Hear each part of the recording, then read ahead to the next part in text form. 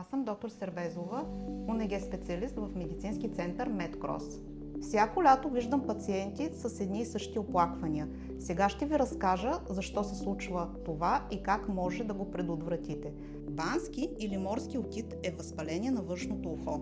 Едно от най-честите летни УНГ оплаквания. Причинява се от различни бактерии и гъбички. Когато плувате или се гмуркате, част от водата остава в ушния канал. Влажната среда в ухото е идеална за размножаване на микроби.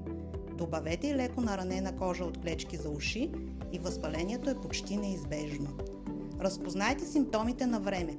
Болка и чувство на заглъхване, сърбеж или секрет от ухото, намален слух, понякога и температура. Грешката, която правят повечето от пациентите, самолечение с капки от аптеката и упорито почистване с памучни тампони.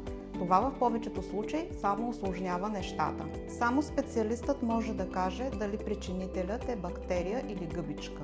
Важно е, защото лечението е различно. Най-умното нещо, което може да направите, е профилактичен преглед преди морето. Получавате конкретни съвети за вашето ухо и тръгвате на почивка спокойни.